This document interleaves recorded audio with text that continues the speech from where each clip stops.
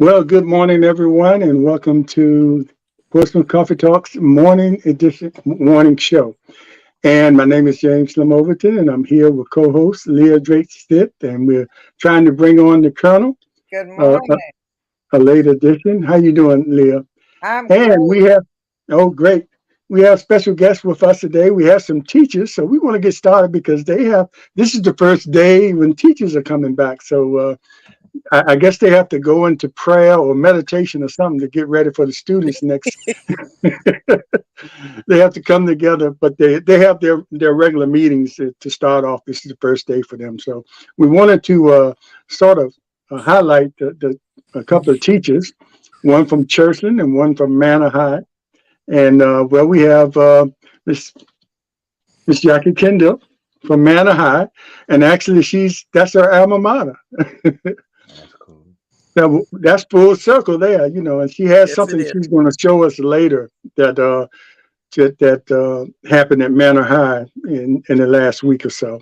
And we also have a return guest, Isaiah Mariner, from teacher at Churchland High, and you in science, right? You still teaching science, and Yes, sir. okay. Physics, engineering, drawing. They still got me coaching robotics too. Oh yeah, all those classes I tried to avoid. But anyway, we appreciate you coming back to us, brother, and we're going to talk to our teachers about starting the new year and some of their expectations and what to look forward to. And so first, Jackie, before we get started, and you're outside for a reason. And well, Jackie was one of the people that was instrumental in making, the renaming of Manor High School after for years that it been named. It had been named. Oh, it had been named. Hold on, I'm letting the Manor, colonel then in. Wilson, then Manor again. Yep, correct. Thanks, Leah. I had to let the colonel in. But Yes. anyway, so but since then, everybody's happy that you regained your name, which is I think was rightfully so. Of course, you had the full support of the Greyhounds, and but since then, in the last week or so, they have erected a monument for that first class, and that's why you're outside today. Can you show us that? Okay. Now I'm gonna do it this way because I can't see. But this is the monument, and on this particular monument, it starts out that all things are possible, and that's the seed that they had planted here at Manor. And they watered the seed with the administration. So all the administration's names, all the teachers' names are on here. One name in particular, Mr. Yancey. He's still a teacher here. Wow. He was my Spanish teacher. Now these are all of the names of all of the graduates. Everyone's name is on it. And as you can see, this is a beautiful piece. It's the product of the Manor Mustang effort. This is a memorial on the side, remembrance of all those that have transitioned. This is dedicated to the 50th year of Manor High School in remembrance of Jeff Day was the one that this was his idea. This was his, he had two brothers that died, as you can see, within 2 days of each other. So he dedicated that. And these are all of those that were on the committee and graduating class of 1973. Let me say this right. Vaya con Dios, which in Spanish means go with God. And during that time, we've only just begun was the song by the Carpenters in 1970. So I'm gonna pull back. Hopefully I'm in view because I can't see from this way. But this is the memorial. I mean, the monument. It's a storyboard. It's a storyboard about the beginning of Manor. And this is to the future Mustangs and all of us that came behind. So we stand on their shoulders. We stand on their But shoulders. that's amazing, and that's so. As we talk about teachers today, you mentioned Mr. Yancey taught you there, and he's still there. So that's almost over 50 years he's been teaching. So Oh yeah, it's what crazy dedication? because he wants me to call him Joe. I'm like, okay, Joe, Mr. Yancey. So I usually practice trying to get there and say it, but it's just out of respect. respect. He is still Mr. Yancey to me. Wow. Yeah, Okay. Well, thanks for that. And you're I'll go to welcome. Isaiah right quick. And Isaiah, how was your summer? What did you do over the summer? Were you teaching during the summer, or you just took it easy and getting ready for this fall season? No, I'm not. I'm not crazy enough to teach over the summer, man. That's outrageous. I have a lot of respect and admiration for my colleagues who are sick and set in.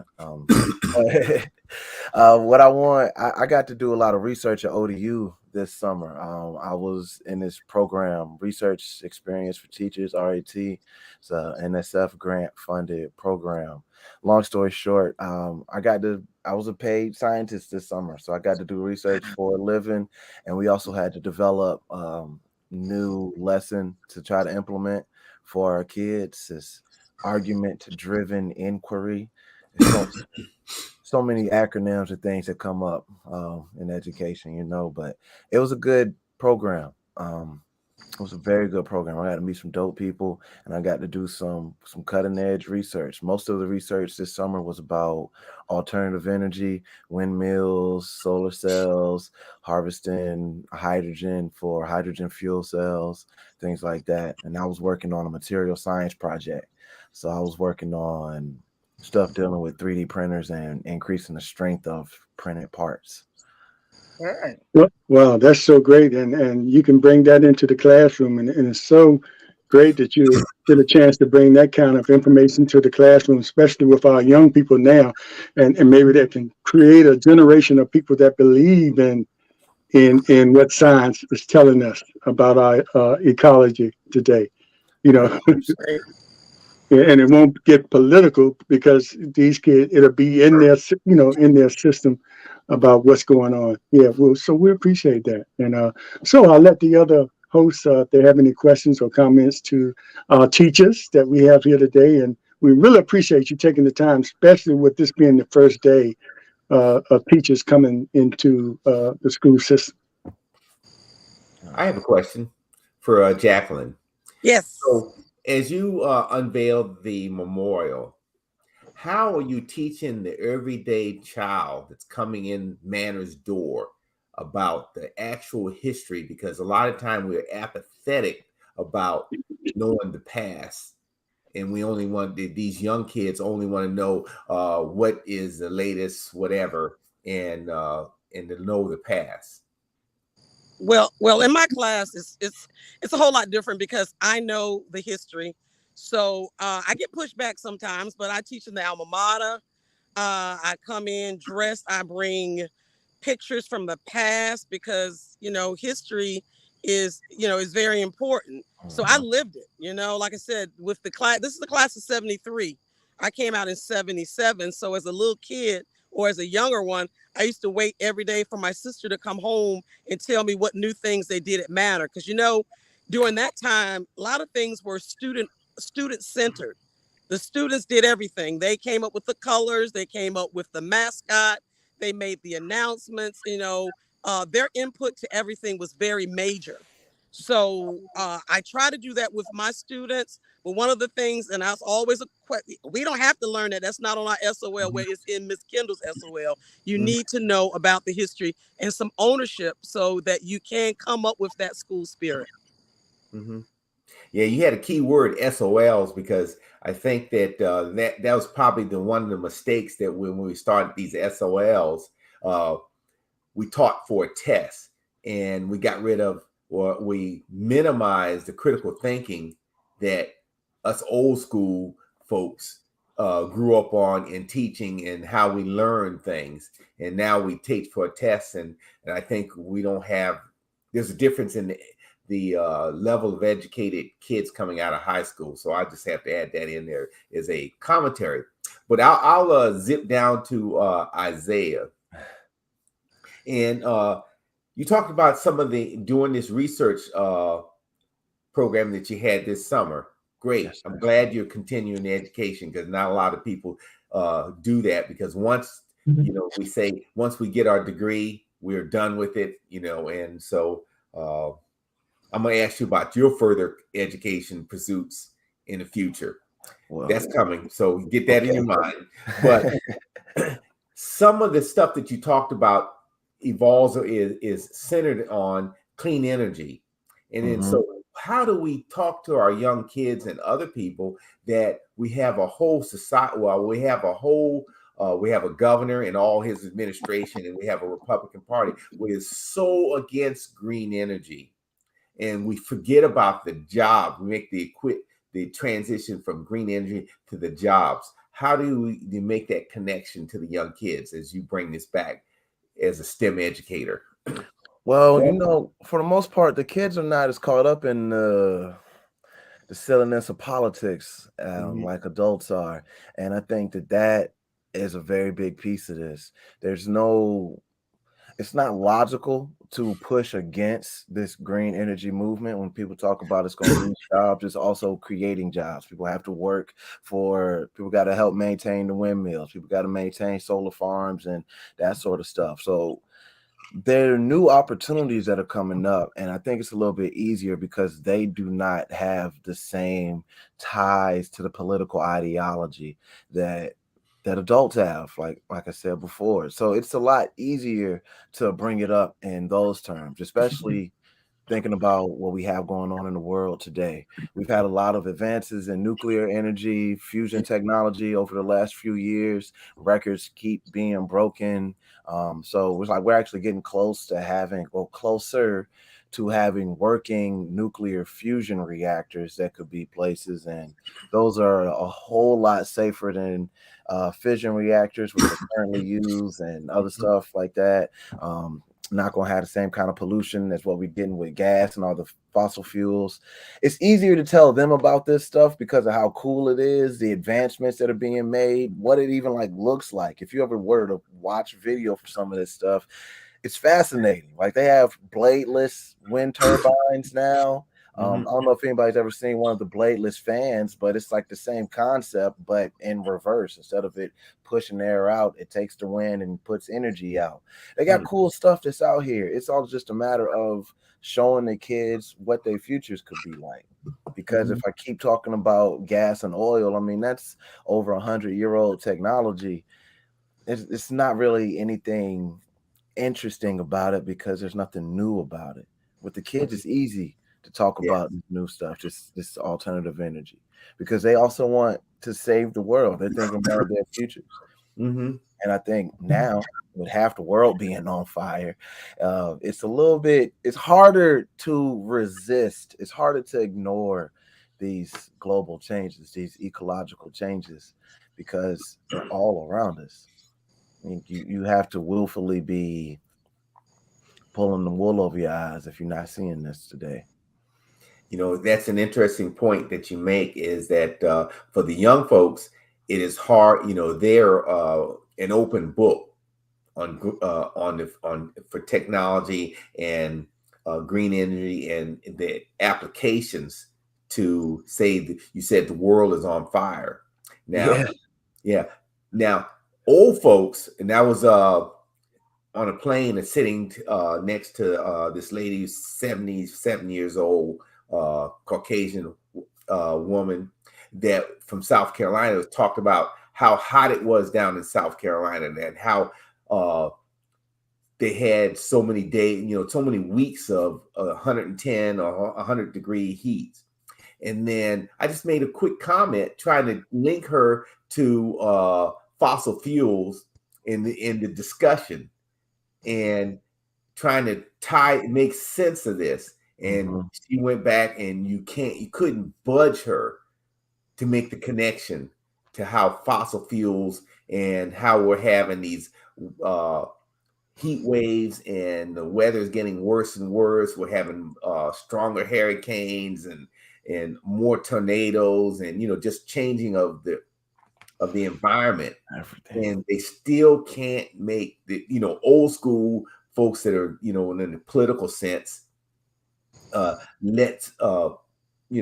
just can't make that connection. So, but I think it's tied into how the right wants to almost dampen down young folks' education, because they see that the numbers of young folks coming in, that they're not getting on the bandwagon of all this idiocy that they are putting out there.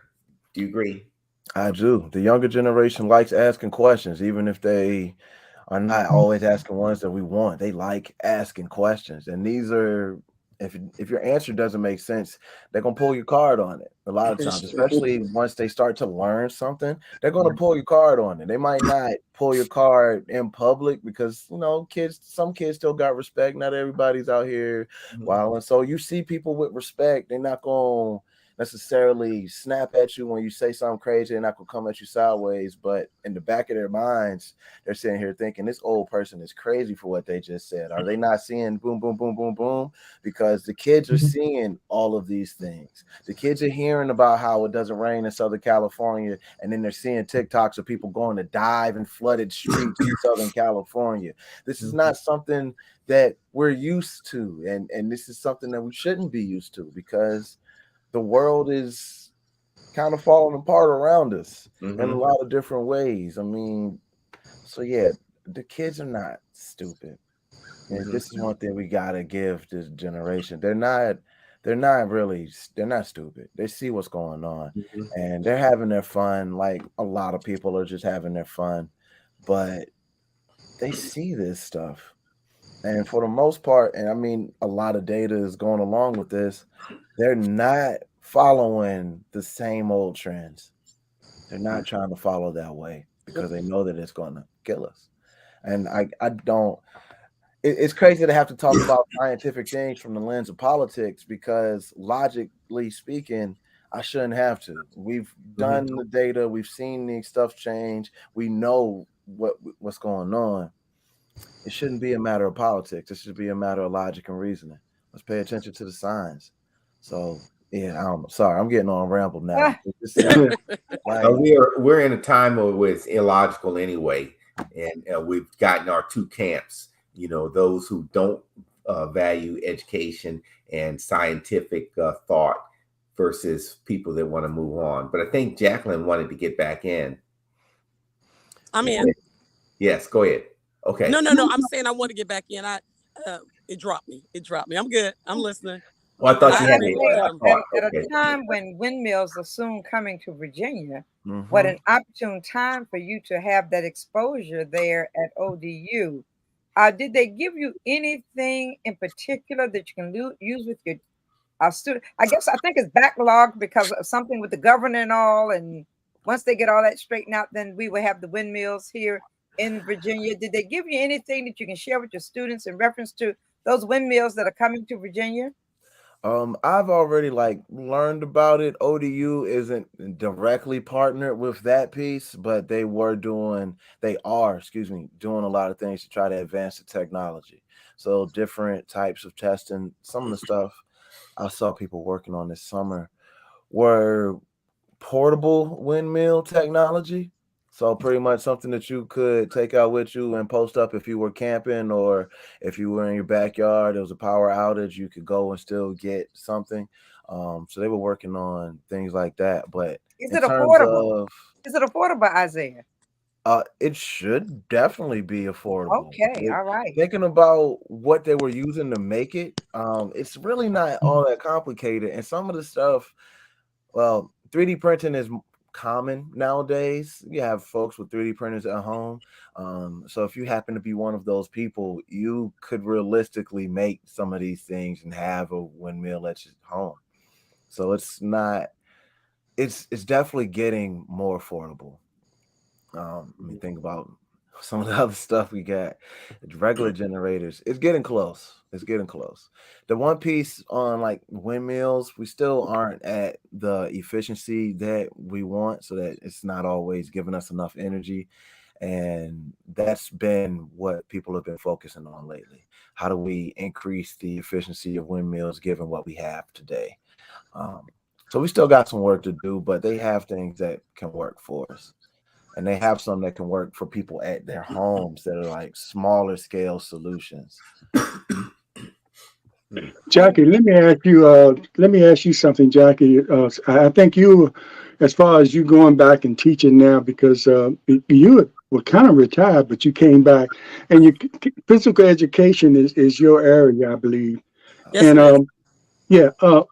As we talk about our kids, being aware and conscious of the ecology, are they aware of how important it is to be physically fit now? You have that energy now, which is natural for young people, but you have to create a sort of a lifestyle now. So you won't end up looking like us with fat bellies and all that. But I jest about that. But you have to be physically fit for your mind to function properly. Yeah. So I think it's important what you do. So how are our young students now? How do they feel about that? Are they conscious of how important it is for them to be physically fit I now? I think they're conscious of it. Whether they do it or not is a different thing. Um, I find that children don't know how to play. When we came home, we tried to do all our work so that we could throw our books in and not even go in the house so we could go out and be active. It is hard, even in physical education. I don't know where the median is. We want to go outside. It's too hot. It's too cold. I can't mess up my Tims. I can't because right now it is not mandatory that they dress out. Mm, So We got they're going zeros to, if we didn't they're, dress out. yeah, they're going to right. work to the level of what they have on. So if I got on my best, my Sunday's best, or my outfit for, my like they tell them, my mom said I can't crease mine. So they'll, take a bad grade for that. So they understand. But, the thing with the computers and the phones and stuff has really taken over, and they would rather stay inside, and do that than to go outside. So that's a hard thing. Um, Trying to talk to them about nutrition. The thing about nutrition is starts in the home. And a lot of us are, we have a lot of food deserts and everything out here. So some kids only meals that they get is in school. Mm-hmm. So we got to show them there what's a balanced meal. But in my health class, I try to engage them. Um, I try to apply what I do outside. I look at myself. I'm tell you what, I try real hard not to get overweight or whatever. I'll tell my age at 63 years old, I want to be fit. So I tell them, I'm an example of what you can be. But I get out there and I play as hard as I can. Now at night I sleep real hard. But I try to lead by example. But they know, but it's just really hard. I mean, I'm up against TikTok, so sometimes I try to incorporate, okay, do a video. Come on, let's do a video. Let's dance. I mean, I teach line dance. To be honest, one of the biggest things I didn't think was going to go over well is yoga. I can sit there and get a whole class of 75 kids to sit there in silence. Yes. So this year we're going to try to do the same thing, but the line dances, I got to learn. Look, I've been out there show me the different ones. I mean, I can go past electric slide and the Cupid shuffle, but I mean, a lot of kids learn it. I mean, it's so funny because when we have the RTC ball, guess what? They learned how to do it in our classes. So, Yeah, it's important to have that balance. As you think about, and as my colleagues can probably agree with me, when you're coming up in elementary school, and even through high school, we had to take physical tests, Mm-hmm. oh yeah, they still do that. agility test and things like that, and had to pass it in order to. And there was a reason for that. It wasn't like they were trying to be hard on us. They understood back then how important it was for us to have a healthy body to help that healthy mind. So, Physical education is mind, body, and soul. right, right. Mind, body, and soul. If you're physically fit, I find like in the morning, if I get up and I do some sort of physical activity, it sets the stage for the rest of the day. And that's what we try to tell the kids. It's not punishment when we make you run. It's not punishment when we make you walk. We try to get your heart rate up. I like to tell them all the time, your heart is the largest muscle in your body, and you got to train it just like anything else. Yeah, thanks. You Well, know, Jackie, getting back to the beginning when you talked about the history and the monument, it's so crucial that kids understand the history. Yes. And it's crucial also that we have teachers within the body who have been a part of that history, because there's no better way to tell it than those who walk through it. Yes. So I'm glad to see that continuation of instilling the history into the youth about the school and about those whose shoulders that they stand on. Now, I know you're doing it in your class, but is it taking place in any other arena within the school? Well, I think they incorporate some of that into the freshman institute. But to be honest, this school has been absent for 28 years. you know, and in that absence, like you said, there's nobody here that knows it. So that's why it's really important for me. If you look at some of the things I put online, I'm trying to get a lot of the oral history from those. Like I was able to interview Mr. Fears 6 months before he passed away. Mhm. Miss Hardy, Miss Short. I'm trying to get all of that down packed so people can go back and look at it. Even those that came after me, 10 years after, even 15 years after, they still don't know it. So it's just all it's an uphill battle. It can be done. We just gonna have to, like with the alumni and everything, make sure that you know, we take a part in making sure that that's happening. Like the class of 1973 presented our seals. That had nothing. No one had talked about that, which was really important because the seal on it has a black hand and a white hand, and that was because of the integration and the unity and the diversity. And if they had not, I don't know if anybody would have been digging back. I mean, I know I've been trying, but I'm only one voice. But now they've incorporated that, and so little by little. But I mean, like I said, we've been in place for 3 years, so something's got to happen. Yeah. So. And Isaiah, now to you, my dear son. Yes, ma'am. Your school is in transition, such as Norcom is in transition now, in as much as you have new leadership taking place at Churchland High School. Mm-hmm. However, your new leader has been around for a little while because she was the vice assistant principal under Mr. Malachi when he was there. Yes. So, what is she? Has she shared with you all what her ideas are and her plans for the future for Churchland High School? So with today being the first day, we're Oh, supposed to that's get a lot of that from her. This morning when we have our first group meeting, the little bit that I've seen from what she has said though is that she plans to focus on accountability measures this year, and I think that that is important. I have loved what I do, but I am tired of the profession for a lot of reasons. And the biggest one, well, one of the biggest ones is lack of accountability through pretty much every stage. It's like it's harder to discipline kids now, but at the same time, you haven't seen a lot of things to keep us well, it's hard because we've been so stressed out lately that trying to do a lot of stuff to keep teachers in line is just going to jostle people away.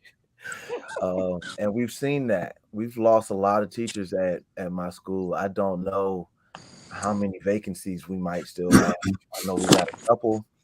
Um, I know there are a few spots that their classes signed up, but nobody to teach them right now. mm-hmm.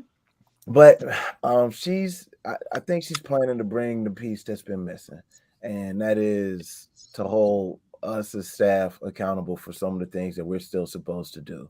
And over the years, like you see fewer people going to their duty stations. I hear more people complaining about kids in the halls, and these two things are related to each other. If we're not out there showing our presence, making sure that we're there, not always just kind of like being a police force, but just being present. Like our presence matters. And if we're not, things tend to get out of hand. So then when they do get out of hand and we haven't been present, we can't complain and put it on the kids. We have a part to play in that. So I'm hoping that we'll get to see a little bit more of this on both sides, and that she'll hold us teachers to a standard, because with it having been with COVID and everything else, it's been a lot of work on us, but at the same time, the standards that we've had to maintain, I mean, like the quality of some of our work hasn't had to be the same because of the times. Like, yo, you can Mm-hmm. get away with this because of it's COVID and things are hard right now. I understand you're not doing this kind of activity with your kids anymore because it's COVID. People made that excuse a lot, and it's hurting us. And the kids more making that excuse a lot too, and it's hurting them. So we You know, gotta have that accountability piece where it's like, hey, we know that this is what we said we're gonna do, and this is what we about to work on. Why didn't you actually get it done? And instead of just sweeping it under the rug like it's happened so many times, we got to put a foot down and kind of dig back in. Isaiah, it's amazing that you would say that because both schools, Norcom and Churchland, are receiving ladies as principals this year. And I think this is truly the year of the ladies because some amazing things are taking place with especially African American women. Yeah. And to hear you say that, I know I had a great conversation with the new principal coming into Norcom, Miss Tisha Sanders. And Miss Sanders is also saying the same thing, accountability. Accountability and academics will be her focus this year because, as you said, during COVID and during some of the situations we've gone through, it has been a little laxness that's taken place. Mm-hmm. And so you're gonna have to bring teachers back into the true fold of what it is to be a teacher within the school, also knowing that they have the backup from the administration. So that's going to be a great thing taking place. And I just look forward to the changes that will take place at Norcom as well as at Churchland High School with ladies in Yeah. the leadership realm. And let's see what they're going to do to turn these things around. Also Journal said if the men could turn this world up, so we should say if one man could turn this world upside down, then surely all of us women working together can turn it right side up again. So we're in the right side up movement now. I'm here for it. I was very grateful. I'm like excited to see Churchland enter into this new phase in its history because when you walk through the halls and you see the main office and you look up there at all of those white faces at this point a predominantly black school, it shows that leadership has been out of touch for a while. Yes. But I mean the dynamic of the school has changed over its history, but the city has changed over the last 50, 60 years, and it's time that we're seeing some leadership reflect that. So I'm expecting her to come in and do some good things. I've had respect for Ms. Burden for a while, and so I'm really hopeful that it's going to be a good year and that the changes and pushes that she's making are going to have us rise to a higher standard again. And like I think it's Miss Burton is gonna bring some great things because she's got that little Norcom background in her too now. She's bringing a I little bit knew of she was gonna Greyhound say it. background into that school as well. But I know her, and I know that she's capable of doing amazing things. Mhm. And I know with the teachers working with her, amazing things will take place at Churchland High School. That's the piece. We really got to come together in a way that I feel like we haven't in a while. In the same way that so many of our neighborhoods are disjointed, where just you don't know your neighbors anymore. Mhm. It's we haven't been a firm unit. Mhm. Yeah, So let me say this. I know you all will have to go to a meeting soon, so just let us know when that time comes. But I want to ask you, teachers, and coming from a teacher's perspective, uh, how important will it be coming into the new year, like it always is coming into a new school season?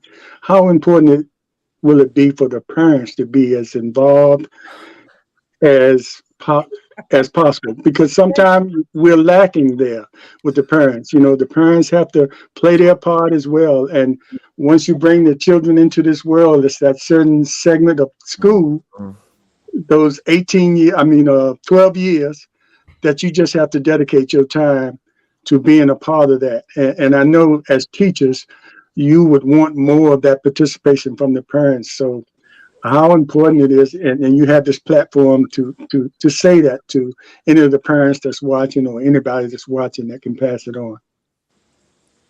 Well, parent participation is paramount, and it's very important. mm, And it would be nice for parents to come in, not when their kid is being disciplined or when there's trouble, Mm-hmm. but that's just checking in, and letting us know that they're there.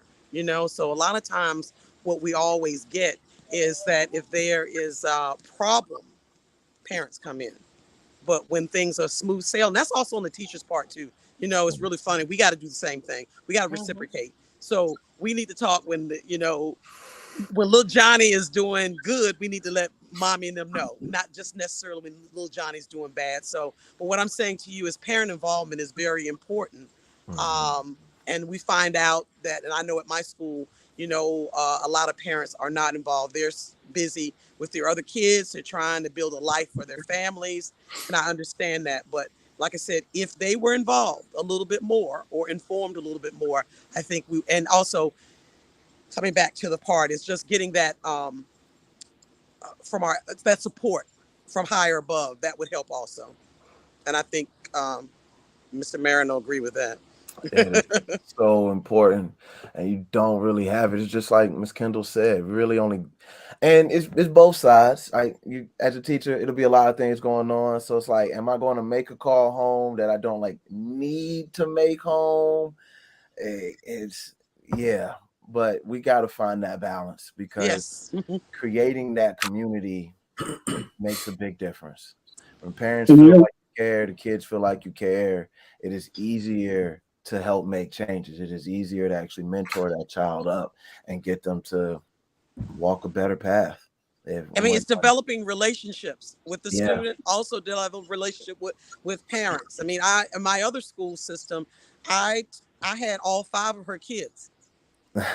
So by the time I got the kid too, I could call or my number would come up and she knew I was calling for a reason. So is that, or they would tell you, I know you're going to do the right thing. So they yeah. knew that I had their child's best interest. And kind of here it's kind of hard because, to be honest, we have kids that come in this semester and they make this 9 weeks and they may be out the next 9 weeks. So you see them the following. So their absenteeism or their consistency in coming to school or being involved in school is very, very limited. So, yeah. Yeah. You know, And, I know and that Colonel, hold up, Leah. uh-huh. We haven't forgot Colonel. Colonel has been sitting there patiently, and I wanted him to have a chance to get in before we end it. But I wanted to say this too. This last thing on the parents, as far as involvement as parents and people in person complain or talk about accreditation of our schools and how we can't hold it. We're accredited one year in one school, and next year we're not. A lot of that education starts at home, Yeah. as far as, before they leave the house and when they come home, you demanding that they do their homework, or if they have any questions, you help them as much as you can. So if you're not doing that in the home, you can't expect a whole lot, the teachers to work miracles and the schools to be accredited if it's not a proper balance, like Isaiah said. We need it. Anyway, Colonel. Yeah, I think that all boils down to a word that Isaiah used earlier is accountability. And we have to hold parents accountable for the actions of their children. Jacqueline talked about kids being here for 9 weeks and then missing for the next week, 9 weeks. What happened? Why is that mother or father or that family unit? What are we doing to hold them accountable? That's one question I have. And then so in Isaiah, you also talked about disjointed neighborhoods and or communities, and how we don't know each other on the left or right of our where we live. And that is a breakdown in I guess in our society of how we at what I hate to say, in the old days, I know when I was growing up, I knew everybody and everybody's parents in our neighborhood. And our parents could call each other and saying, "Oh, such and such was messing up."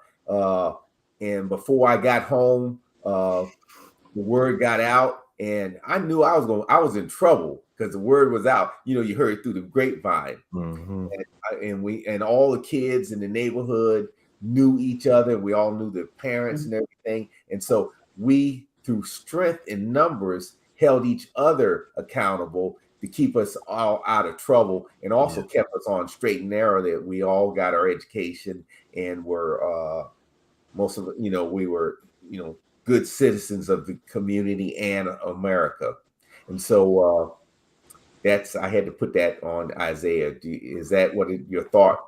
The village mentality is extremely important, and I feel like Yes. that's what you just described. When you actually have a village around you, it makes it easier to help raise your kids, because as parents, you probably got to work. You got things, other things you have to do, and you also are a person and want to have some time and live your life. So you need people around you to help, and when you don't have that, we see where we are today. We've lost a lot of that and it's a lot of reasons. Where we have, phones and things, so much easier to get connected with people, but it also makes it so much easier to be isolated from people, because you're connected to folk who aren't here in front of you. So you focus so much. So many people focus so much on this type of connection, and we miss what's literally right here around us, what's in our face. And then when we're out there and we're seeing this, it makes it harder for people to want to help other people. Like one of the biggest things that that really just grinds my gears today is like the recording of a fight type of thing. Yes. Like Yes. we always want, like so many people just want to go and they want to catch the drama because they want to have the viral flick. They want to have a viral video this week. And I didn't understand this as a child, hearing that the ultimate battle of this world is not against like people, but principalities. It is like these thought processes and things that pervade through the world and end up controlling how we act. And we really don't have enough love for each other. And there's a lot of it, yes, but across the board, I think that is a major piece that's missing.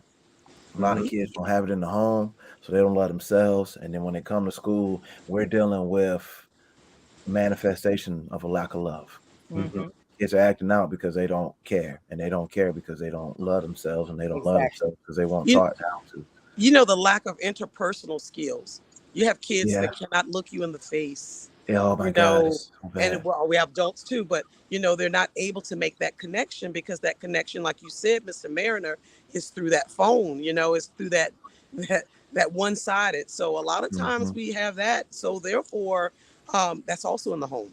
So Yeah. therefore, by the time they come to school, that's the same thing. Like you said, the manifestation of what's going on at home, but interpersonal skills are gone. Yeah. It's terrible. Some critical thinking skills are lacking. With So I mean, SOLs SOLs there is no critical thinking going on at all. So, Yeah. but anyway, but back to the parenting piece. Parents seem to have a need to be there when their kids are in elementary school. They come out in droves. PTA is overflowing in elementary schools, and you get to high school and they take their hands off. And that's Yeah. the time when the parents need to have their hands on their children when they're in high school. Now, yes. I know that the school system has implemented the parent liaison program. I see in elementary school is having an impact on getting parents out, engaging parents in the school, and letting them know that they're welcome in the school. How is the parent liaison program working in your schools? I hope Our Lady is coming back. I love the energy. So the person at our school, her name's Nicole Turner, and she's Yeah, I met her. absolutely wonderful. I Hmm. love her. She's great energy. She's always trying to do something positive.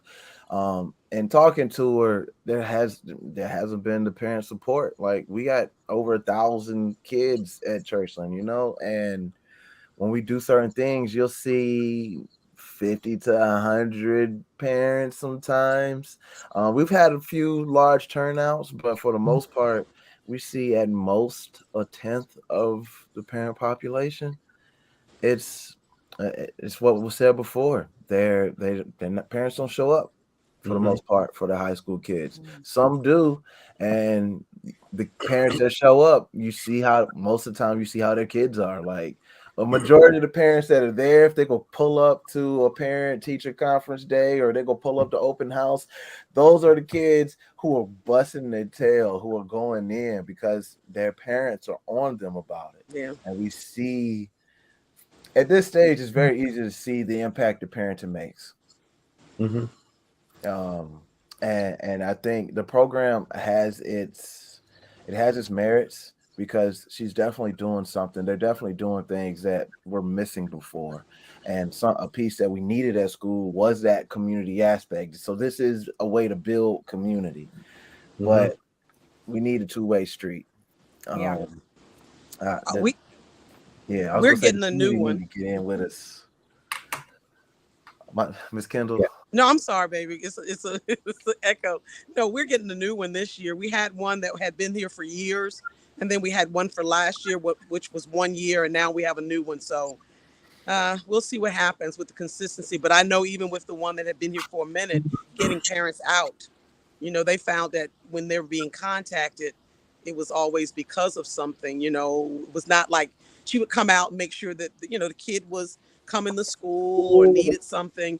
But sometimes parents got defensive. So Mm-hmm. If we'll they see. come out like they come out for football and basketball, we'll be in a Yes. great place. I mean, they would show up for sports like you've never seen Oh, I before. know.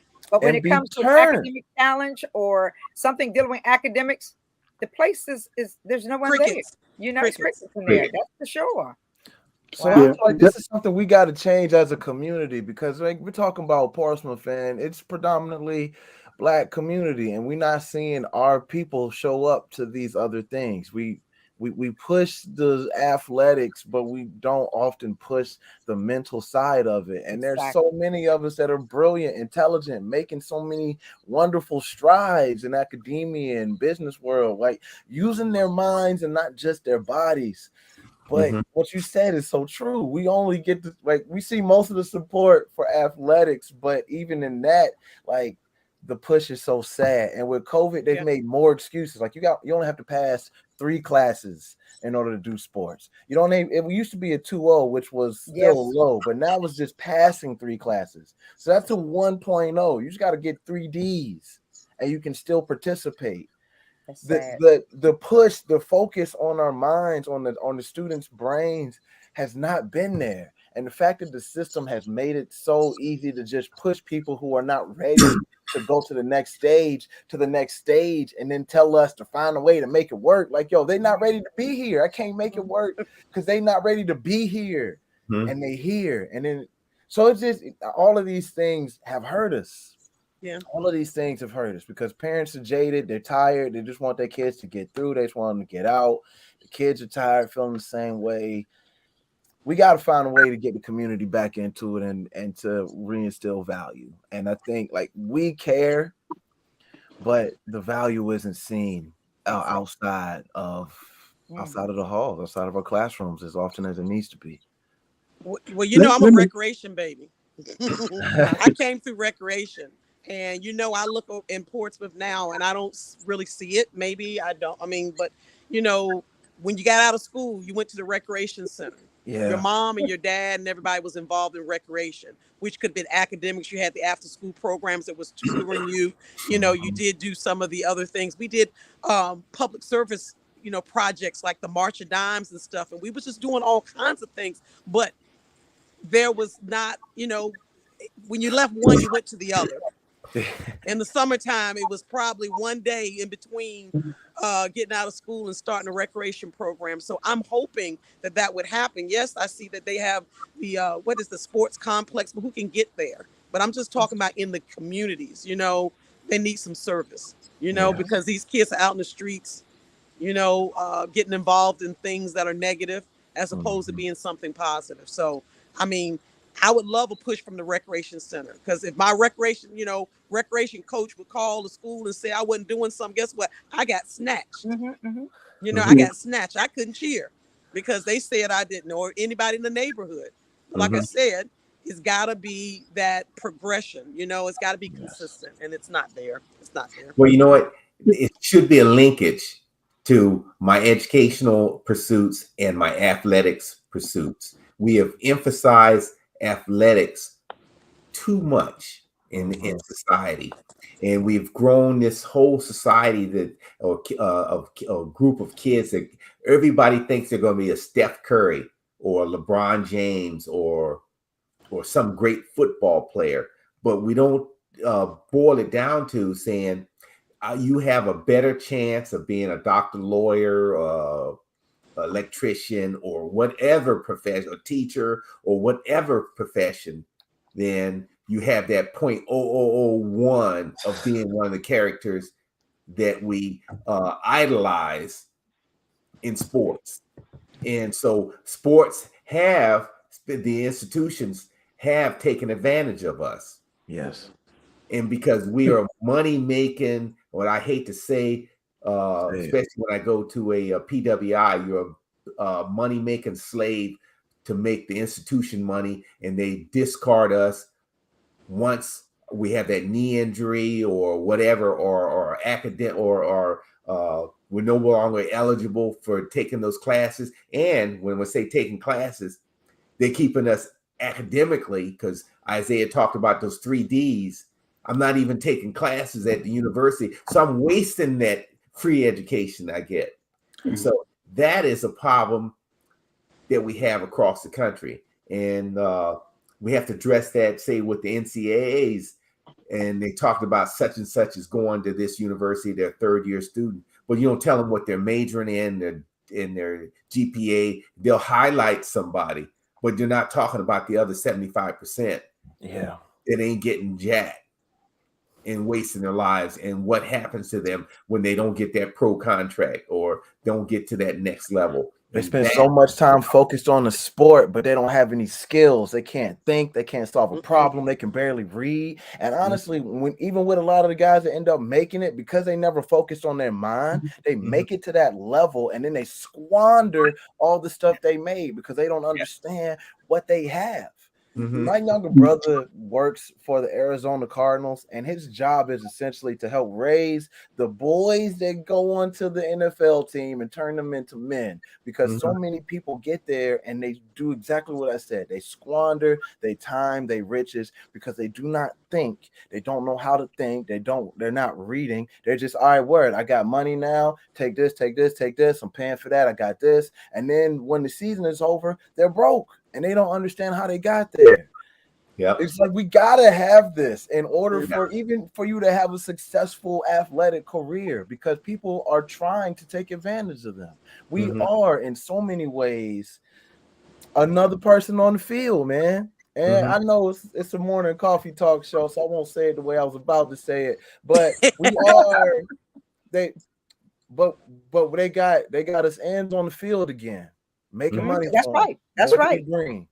That's right. You know, I usually get some of my, I know lots of athletes and pros and stuff, and I'll get them to Zoom into my class. I even get them to come in. One of the first questions the kids ask, how many figures are you making?